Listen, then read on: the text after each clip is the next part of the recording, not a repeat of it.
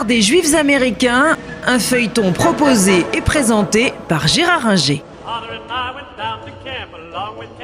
Les années 1960 marquent une expression plus forte de la communauté juive dans la vie politique des États-Unis. La fin des années 50 et le début des années 60 est marquée par la révolte noire dans le sud des États-Unis contre les lois raciales et racistes qui empêchent les Noirs de prendre les mêmes autobus ou d'être autorisés à ne s'asseoir que sur les places arrière des autobus réservés aux Blancs, c'est le cas en Alabama, qui les empêchent de s'inscrire dans les universités, qui sont de facto réservées aux Blancs pour la plupart d'entre elles. C'était également le cas en Alabama, à Montgomery notamment. Et cette révolte des Noirs du Sud va être soutenue non seulement par les grandes organisations noires nationales comme la NAACP, mais également par beaucoup de Juifs américains qui vont combattre l'attitude raciste dans les États du Sud et qui marcheront avec les Noirs dans les différents sit-ins ou différentes manifestations, aussi bien dans le Sud qu'à Washington, pour obtenir l'égalité complète, mise en œuvre d'abord par Kennedy, puis par le président Lyndon Johnson à partir de 1964, juste après l'assassinat de John Fitzgerald Kennedy à Dallas. Les Juifs américains continuent à voter, j'allais dire comme un seul homme, le terme est trop fort, mais toujours à 70%, pour les candidats démocrates, même si, par exemple, en 1964, face à Lyndon Johnson, le candidat républicain s'appelle Barry Goldwater. C'est un sénateur de l'Arizona et son nom, Goldwater, Goldwasser, en fait, montre bien son origine juive, mais cela ne change rien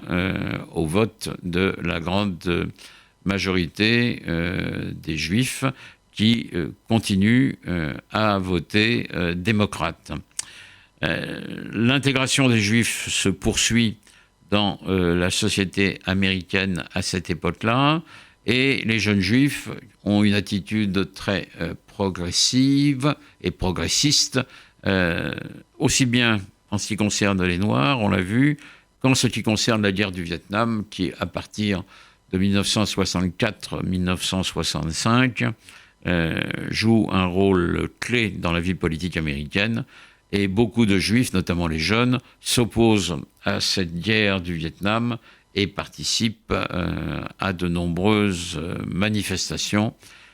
dont les points culminants seront, comme partout dans le monde, en 1968, et beaucoup d'étudiants manifestent contre cette guerre et continueront à le faire jusqu'à son terme. La guerre qui se terminera pour les États-Unis d'une certaine manière en 1973 avec les accords de Paris entre Kissinger, le secrétaire d'État américain de Nixon, et les ducs Tho, le négociateur vietnamien, et qui se termineront en 1975 par la victoire complète du Vietnam du Nord et du Viet Cong contre l'administration du Sud, soutenue par les Américains. J'ai cité le nom de Kissinger. Kissinger est un juif allemand, né à Munich, émigré tôt aux États-Unis, et que Nixon choisit comme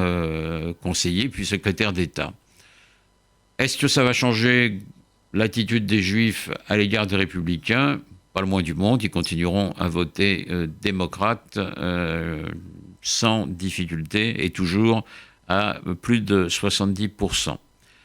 Est-ce que Kissinger, juif qui ne cache absolument pas ses origines et qui se revendique comme juif, mais américain, Est-ce que sa nomination aux affaires étrangères va conduire à une modification vis-à-vis d'Israël? Oui et non.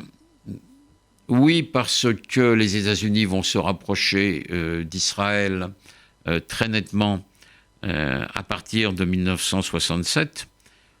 Non pas tant par désir de soutenir Israël, mais parce qu'il y a une place à prendre, vu que la France, qui était le principal allié d'Israël, a mis un embargo sur les armes à destination de l'État hébreu, dès avant la guerre des 6 jours, et surtout après, au moment de l'attaque des Israéliens sur l'aéroport de Beyrouth en 1969, l'embargo français est total, ce qui n'empêchera pas les Israéliens de s'emparer des vedettes de Cherbourg. Mais à partir de là, les Israéliens ont besoin d'armement et vont donc se tourner vers les États-Unis, qui ne manqueront pas de leur fournir les avions et tout le matériel militaire qui va avec. Et ça va conduire à un certain rapprochement. Il n'empêche que Kissinger va jouer les honnêtes courtiers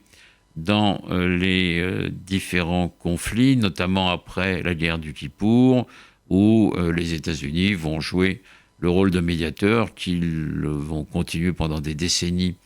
à occuper, et les accords de cessez-le-feu et puis d'évacuation en partie du Sinaï au kilomètre 101 auront lieu sous l'égide de Kissinger, qui sera en fait